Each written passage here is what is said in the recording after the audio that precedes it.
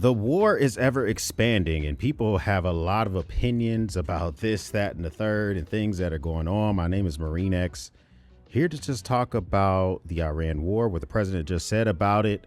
Are we going to be doing regime change in other places, battle damage assessment, just a little bit of this and a little bit of that, and kind of whatever the heck I want to talk about, man. Let's jump into the first one. Listen, I thought it was very interesting that the Iran conflict is ever growing.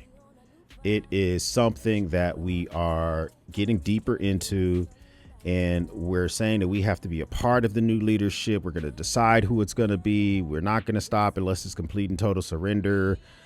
Russia's starting to get into the mix. China might get into the mix. It's just, bro, it's a lot going on. But the first thing that I wanted to bring to your attention, as mentioned earlier, is Kuwait has been cutting its oil field production after running out of room to store its bottled up crude oil, per the Wall Street Journal. Kuwait is warning of this.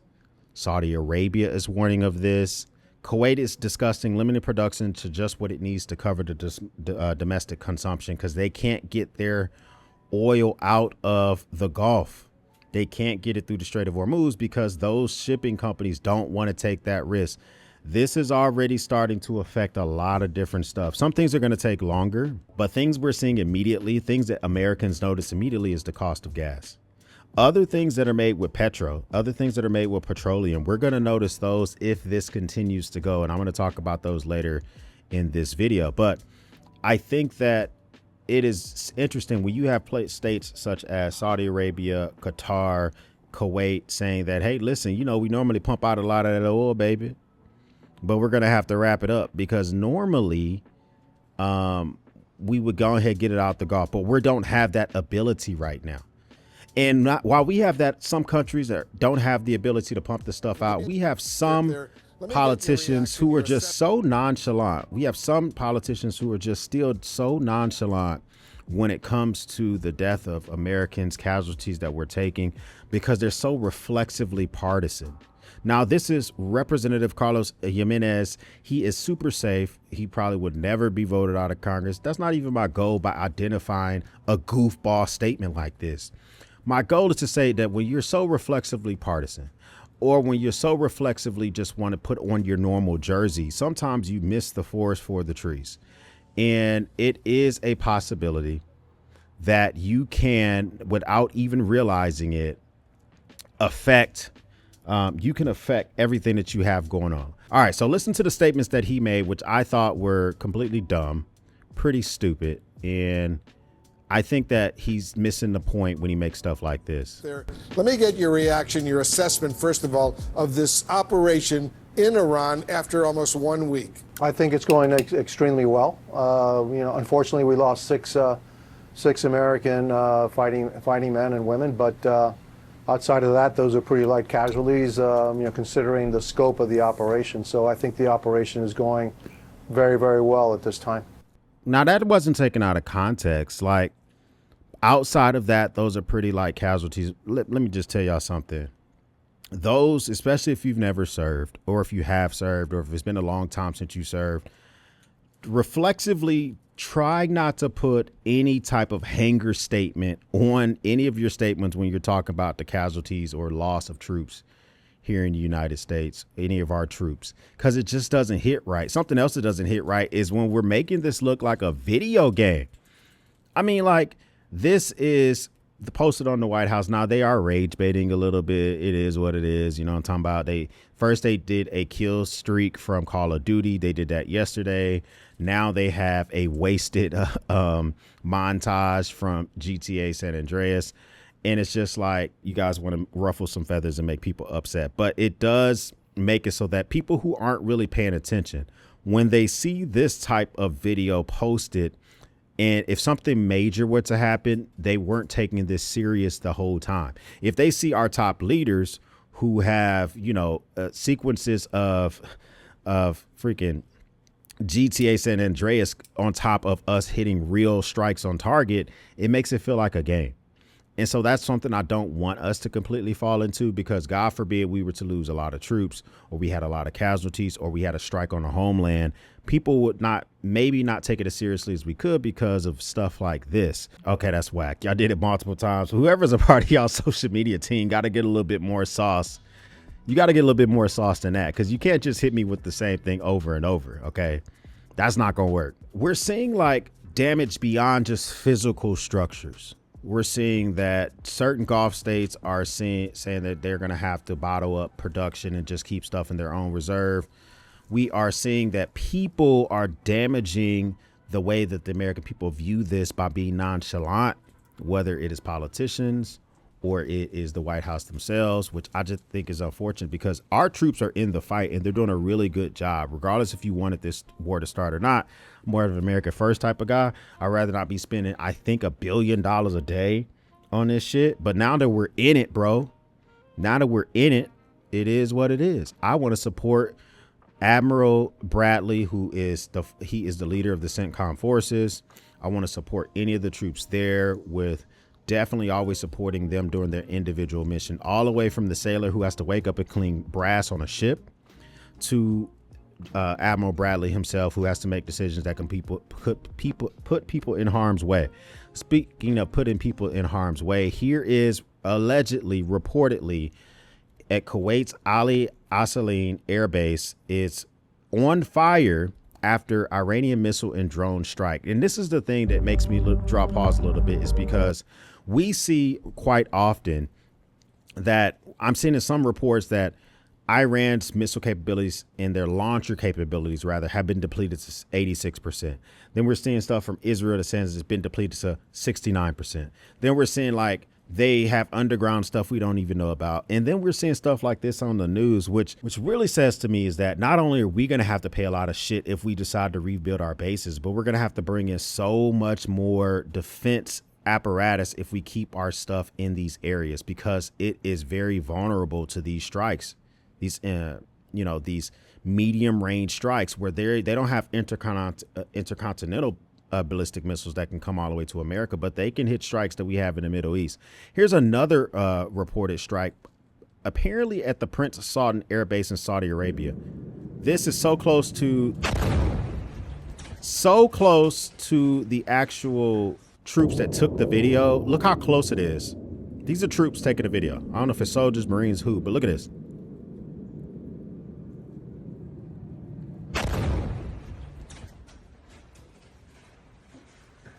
Bro, that's scary AF, man. That's like scary AF. It's like, imagine you're in a fighting hole, you're in a bunker, you're in a fortified facility, you're sitting there on fire watch, and you see this coming in. What are you supposed to do? You can't leave unless instructed to do so. If you're about to take a direct hit, then yeah, of course you can leave. But if after this hit strikes, you can't just leave. You have to stay there, right? You have to follow orders.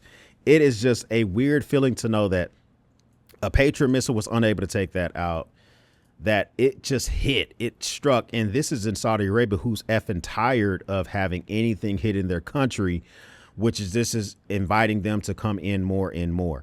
So I think that not only as we see this spread and we see the financial hit, we see the idiocracy of what people are saying, we're seeing this possibly when it comes down to our gas prices raising up, but we are seeing more and more damage.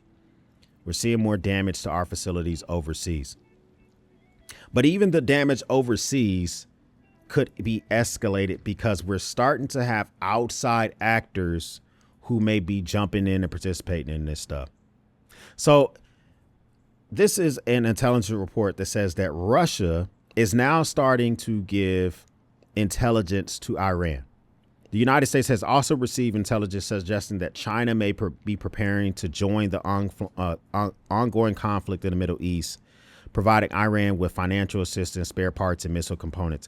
Why would Russia and China do this? They have two different reasons. Now, I don't know if I'm going to be 100% right about this, but I can give you at least a part of the reasoning. Okay. Number one, we reached out to Ukraine and asked them for help on intercepting drones. Can we get some of your technology? How are you guys so good at it? It's only costing y'all $5,000 per interceptor. It's costing us $4 million per interceptor. We need some of that sauce. I don't think Russia like that shit. I don't think Russia like that shit. Why would China be joining in? Well, it's pretty simple. China gets 80% of the oil that's sent out from Iran. China scoops it up. They buy it. So they may not care which regime is in charge in China, but they do want to make sure that oil fields are intact, the capability to get that oil is intact. And so they may decide to be frenemies, like they always are, adversaries, and to help out the Iranian regime, which would really, really suck, because they really want the safe passage of Iranian oil through the Strait of Hormuz. They don't give a fuck what we think about it. And they're going to do it by any means necessary. We're also seeing other reports that says not only is Russia participating in giving intelligence, but specifically, they don't care if they get caught. I read this Wall Street Journal article. It's not paywall, but it's a good read. They're not trying to hide the fact that they're helping. They're not hiding the fact that they're helping. Russia's providing Iran with intelligence about locations, movements, and tactics of American troops, ships, aircrafts. They're giving a lot of information to Iran. And so this suggests not only that they want to, I don't know if they want to just see us spend more of our money, use more of our missiles. The more missiles and more interceptors we're using, the less we're able to give that stuff to Ukraine, to give to other partners in Europe. And it kind of just destabilizes the whole region. So that's why I'm just thinking, like, I don't know how much it would take for us to declare victory. At this point, I'm seeing reports that we're going to be in this at least for a few more weeks. I've told you my prediction is still 6 weeks. I don't know if I'm shaking on that. I'm feeling a little shaky. I feel a little shaky. Like, you know, I'm seeing reports that behind closed door meetings that folks like the Secretary of State and the SecDef are telling Congress that this possibly can go to September. I mean, you know, it's a long time. That is a long time. And the reason that it kind of makes me think like, hey, maybe, just maybe it could go to September is because I see stuff like our commander in chief saying stuff like this. There will be no deal with Iran except unconditional surrender. After that, the selection of a great and acceptable leaders in parentheses. And then he goes on to say, MEGA, make Iran great again. Thank you for your attention to this matter. So it's like a moving target with our government, like what constituted into this. Imagine this. Your back's on the rope and they are taking everything from you. Why would you do an unconditional surrender? I think this regime is going to have to be plucked out, yeeted out, and completely killed. That's the only way that we see this thing coming to an end. Now, can it be held on if we kill everyone? Not without boots on the ground. That's why I'm hoping we don't have to do that. I don't want it to be us that is doing that, specifically the boots on the ground. So it has escalated pretty quickly. And first it was the nuclear program, then it was the missiles, then it was regime change. Now it's complete unconditional surrender. What will it be tomorrow? I am unsure, but that's what it seems to be right now. So we have Russia giving intelligence. We have China possibly giving actual physical assets such as missile spares and components. And all of that, I don't care how you look at it, all of that, Russia is helping to possibly kill Americans. And so is China. And so I don't like the fact that it's ever evolving, because we know that ultimately it is the Americans that have to go over there and fight for this. I would prefer us to no longer be putting our treasure out there like that, to no longer be putting our blood out there like that. And it also goes to show that we got a lot of fucking bases everywhere, bro. And I don't know if we're going to keep all of them when this is all said and done. We actually do a battle damage assessment, how much damage we cause to the 90 million Iranians and how much damage they cause to the 340 million Americans. Not literally on our homeland, but the shit that we own all around the world. We may decide that, you know what? Kuwait ain't worth it, bro. We're not rebuilding shit. You know, Bahrain was the look, but no more. You know, y'all can go ahead and get your land back, Bahrain. We changed our mind, bro. I think that that's a possibility as well. When I say 340 million Americans, the possibility attack here on the home front is ever growing. And I only believe that because of statements like this from the president. Asked whether Americans should worry about retaliatory attacks at home, U.S. President Donald Trump acknowledges the possibility. I guess, but I think they're worried about that all the time. We think about it all the time. We plan it. But yeah, we expect some things. Like I said, some people will die when you go to war. Some people will die. Once again, politicians, you know what I'm talking about? Just say, listen, Department of Homeland Security is always planning for that shit, all the way from cyber warfare to everything that somebody might slash your tires. We got cameras everywhere. We are the most armed place in the world. If somebody were to do some dumb shit like that, we will yeet it real fast. Don't worry about it. Don't live your life in constraints. It happens sometimes. Don't worry about that shit, bro. Sometimes just make me feel good, bro. So sometimes you just gotta say sweet nothings in my ear. One Iranian drone killed 6 American service members in one compound in Kuwait. One, I think, false flag type of dude. I think the nigga that was in Austin was a false flag. All right. But it still takes anybody who's an Iranian sympathizer to do some type of damage here in the United States. That's why I'm not really moving like I normally would. I got a work trip I got to do to Oklahoma soon. And I'm not going to tell y'all what part of Oklahoma, you know what I'm saying? OPSEC, you know what I'm talking about? But generally Oklahoma, not the part of Oklahoma that got that hook in it. When I normally go on work trips, whether I go to Naperville, Illinois, and I decide I'm going to take a bus and I'm going to take a train and I'm going to go to Chicago. I go to Campbell, California. I decide I'm going to take the Cal train and I'm going to go to not Sacramento. I'm going to go to the Bay Area. Or if I am in DC or I'm in Arlington, Virginia, I decide I'm going to drive into DC.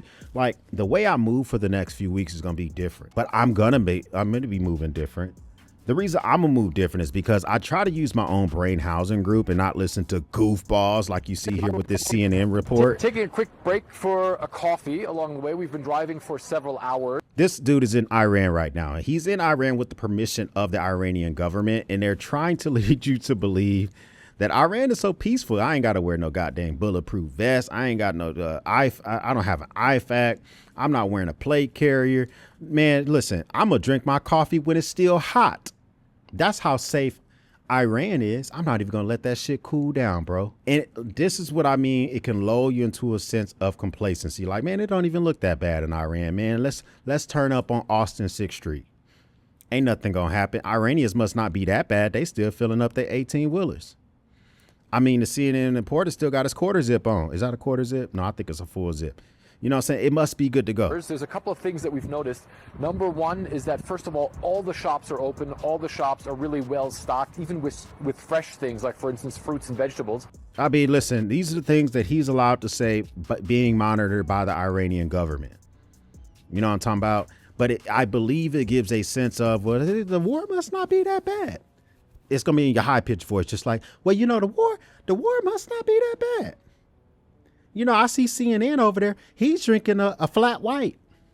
Yeah, he was drinking a flat white. I think that's going to be okay. I think we're going to go ahead and turn up like I normally do. No, don't get complacent because you see news reports like this. Coffee, obviously, also available as well. And then also the gas stations. There's no long lines as gas stations. I mean, you know, he's over there getting a little bit of gas. Even though behind him, they were all getting diesel because all those vehicles behind him were pumping diesel. But, whatever, everything is good to go. It's not like they don't pump their own stuff and they're going to absolutely have their own stockpile of gas and bottled water. And look at that. They got folding chairs. Bro. Everything is good to go, man. It's good. Fuel seems readily available and you just don't see any sort of degree of panic anywhere. Taking a quick. Bro, this is what I'm talking about when I say load into complacency. Because when you see reports like that, when you're seeing conflicting reports or statements from the president saying like, it is, we worried about that shit every day. Like, I don't want you guys to be lulled into a sense of like everything is fine. And I also want you to think about your own prep type items. I saw the other day here in Texas where I'm at, 8 days ago, a gallon of gas was $2.59. Today, I was driving some of the kiddos to school. Gas was $3.19 a gallon.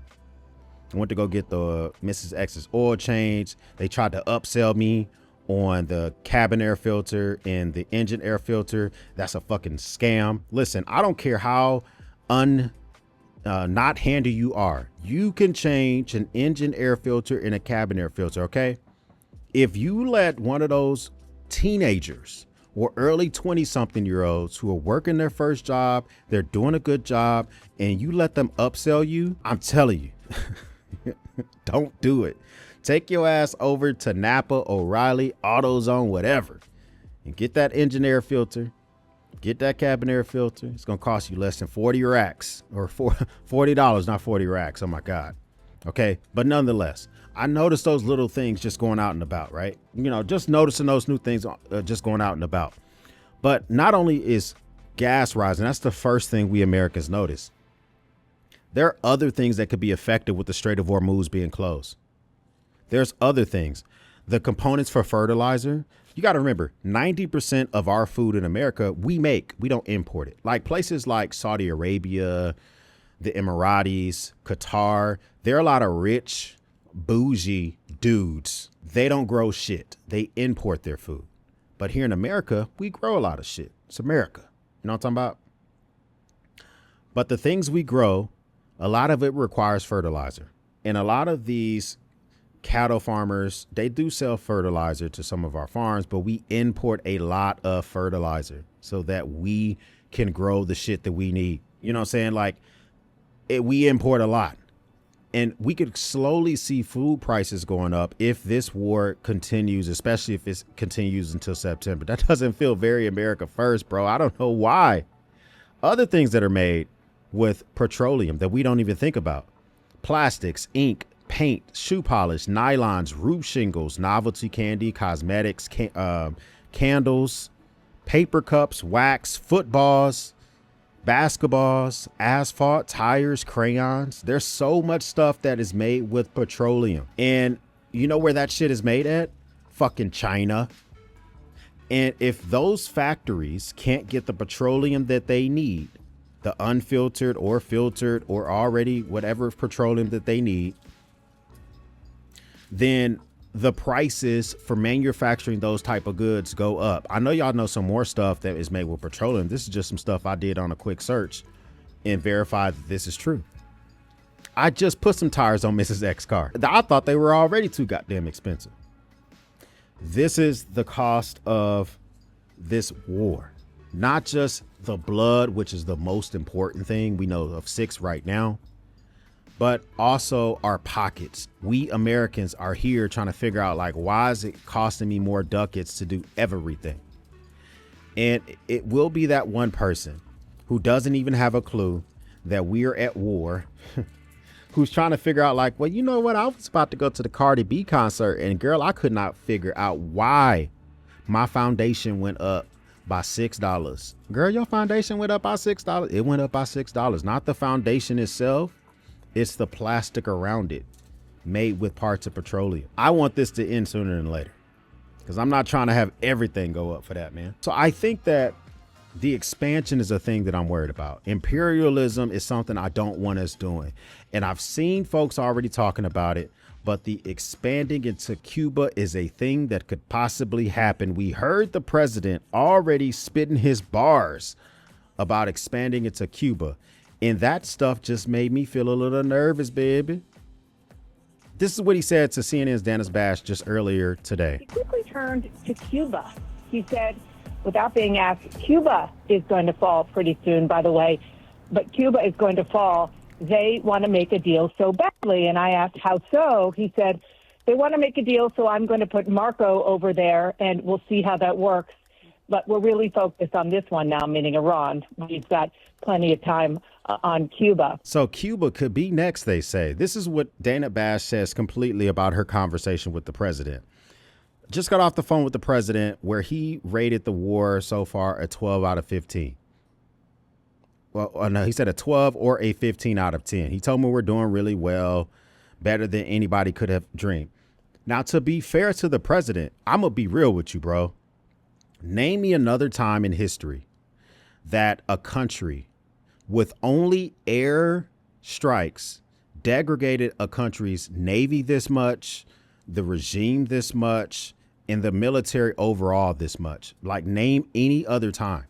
We are doing so fucking good when it comes to airstrikes. Like, I'm actually extremely impressed with our military's ability to hit targets from the air. We have not put, at least not that we know of, a single boot on the ground, and we're doing crazy amount of damage that would normally take special operators, a full force, the Marines going in first, et cetera, the 82nd Airborne being parachuted in. Like, we're doing so much stuff.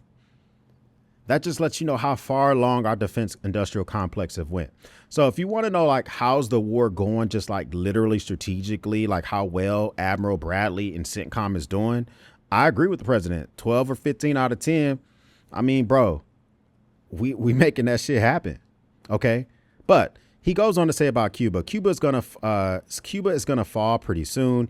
He said it's going to put Marco over there. We got plenty of time, but Cuba is ready. Now, he think Marco Rubio do everything. OK, he's National Security Advisor, he's Secretary of State.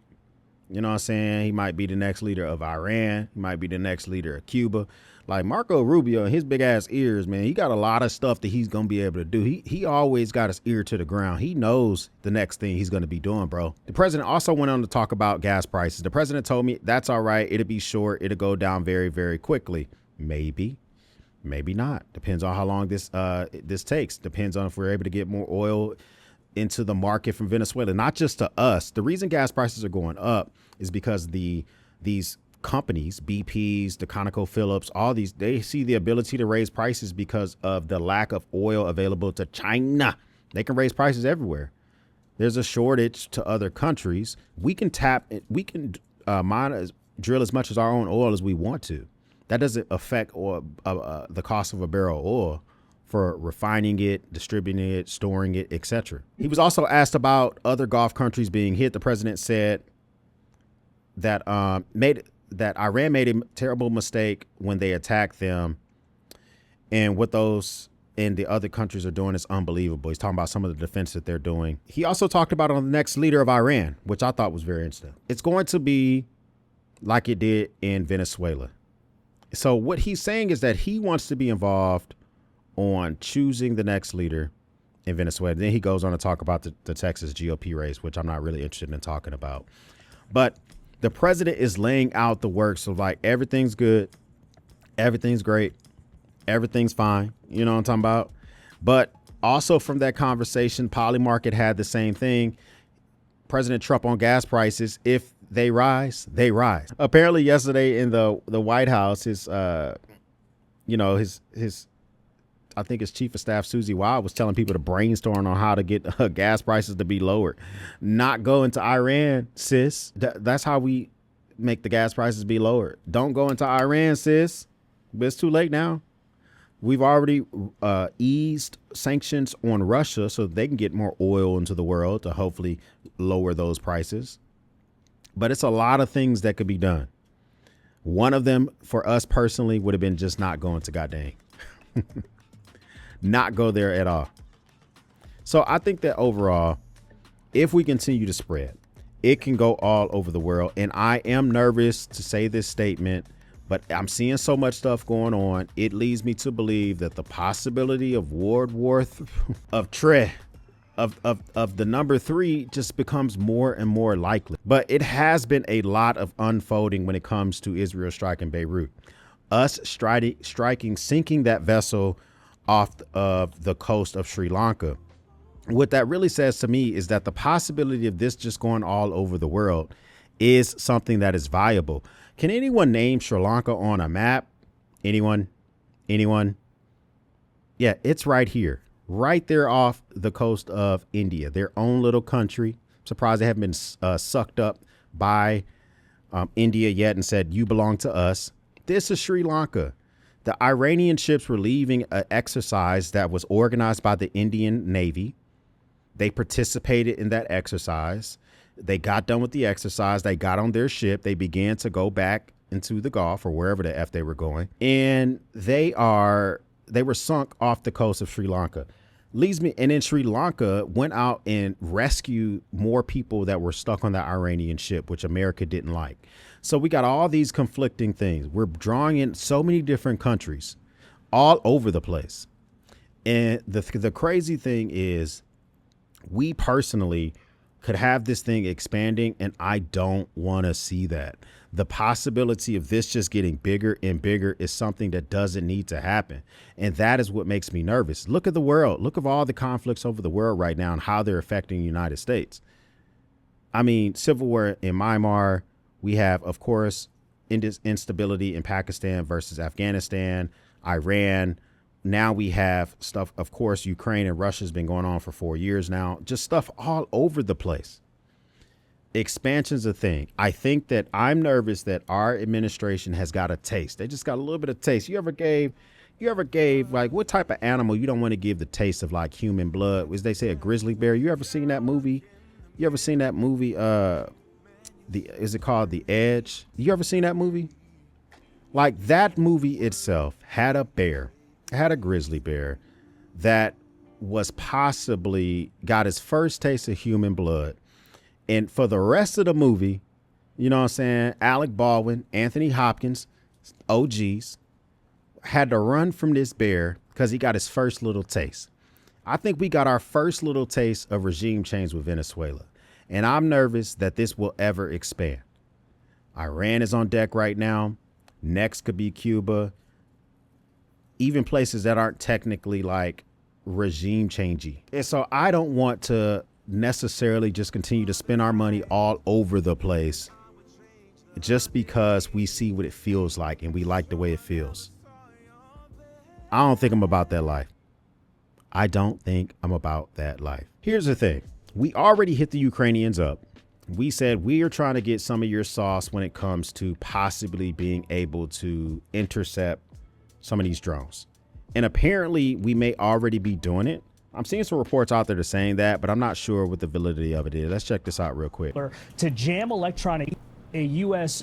destroyer. There are at least 2 destroyers deployed in Operation Epic Fury that are equipped with the Odin. It's a new laser seen here a few days ago. Odin blinds drone sensors, causing them to crash. It's a last-ditch weapon used to defend ships from drone attacks. We're told it has not been used yet in Epic Fury. Now, the U.S. has deployed the EA-18G Growler to jam electronic signals, causing dozens of Iranian drones to fall out of the sky, and is using advanced precision laser-guided rockets to shoot down drones from the air, ground, or sea. The U.S. and Israel do continue their offensive strikes against drone storage depots and launchers. Sentcom released this video showing it destroying an Iranian drone carrier, roughly the size of a World War II aircraft carrier. This multi-layered strike. The thing is that we're seeing all of this stuff going on with drone warfare, and it's something new on the battlefield for us. I think it was very predictable.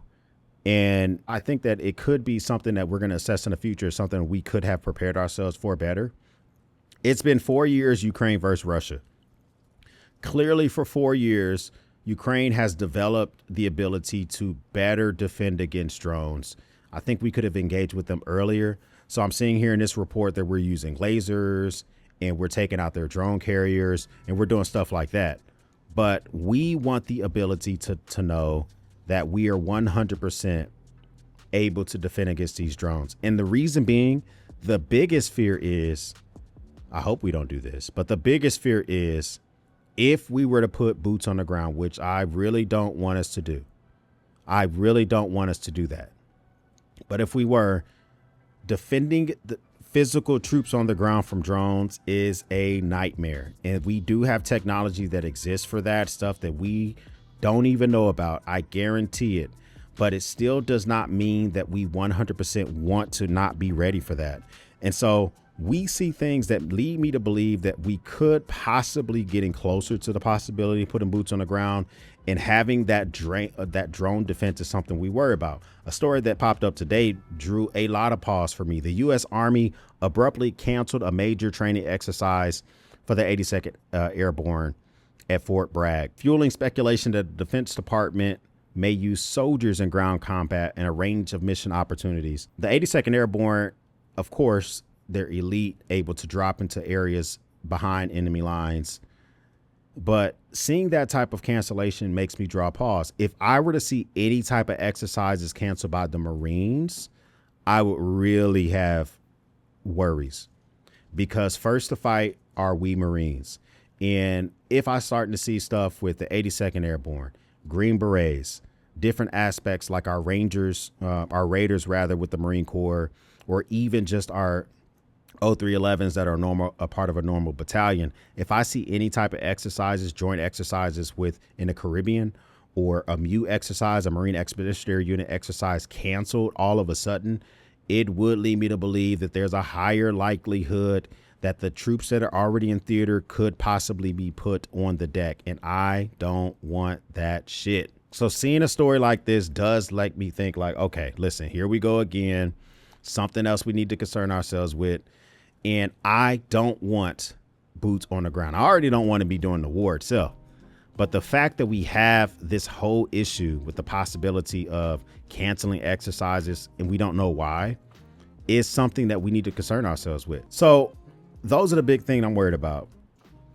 Iran growing, the damage we're getting, not only on the ground, but to our morale and to our complacency factor, and us getting a little bit of a taste of regime change and us maybe acting on it as well, which is something I don't know about.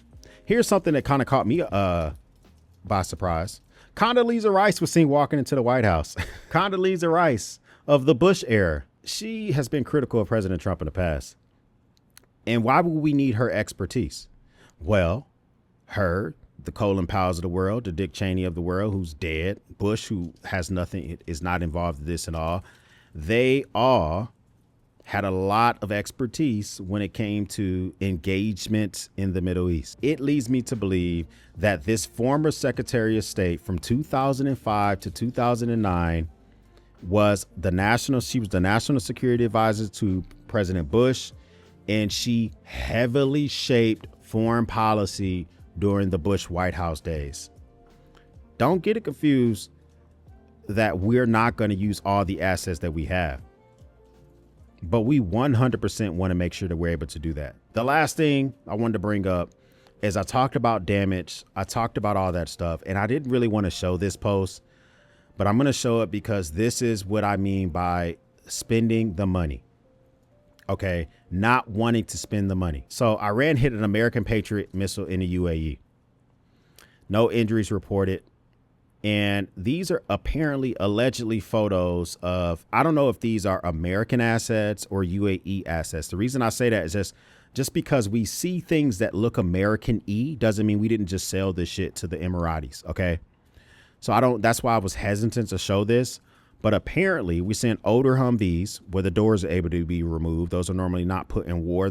We normally use those to drive around base, but I don't know how the Emiratis would use them. We're seeing some type of like generators blacked out. I guess they have serial numbers, which will be easier to link where these are. We're seeing heavy lifters and HET vehicles on the far left. So we're seeing damage to facilities in the United Arab Emirates, which is just tons of money that we may have to decide if we're going to replenish this shit. This is what I mean when I say I don't know if we're going to be rebuilding anything in those areas. This doesn't really have to do with anything, but Ben Stiller got into this mix as well. He was very upset that the White House used clips of Tropic Thunder, which he was a producer in that movie. He also starred in the movie. Did y'all see this clip? So the thing is, it's like, this is what I meant earlier when I say that the administration does give off video game vibes when we show our strikes on target mixed in with American culture. I don't want us to grow complacent like the Iran thing is not that big of a deal, because some of the shit I love. Top Gun, Deadpool, Transformers. Yeah, don't offer me a good afternoon, right? But Ben Stiller says, hey, White House, please remove the Tropic Thunder clip. We never gave you permission and have no interest of being part of your propaganda machine. War is not a movie. Listen, I love me some Braveheart, all right? But I'm worried about not necessarily the intellectual rights of Ben Stiller's. I'm worried about my cousin who lives in Tennessee that got 6 kids and she is struggling to go paycheck to paycheck. And she sees shit like this and she's just like, oh, we're just doing, well, it must not be going that bad. I mean, there's Deadpool. I love Deadpool. That's what I wanted to bring y'all today. If this is your first time stopping by, hit the subscribe button, man. Okay, listen, I would love to have you a part of the battalion. I appreciate y'all once again for kicking it with me. If this is not your first time stopping by, well, thank you once again for watching me run my grape. For everyone else, we'll speak soon.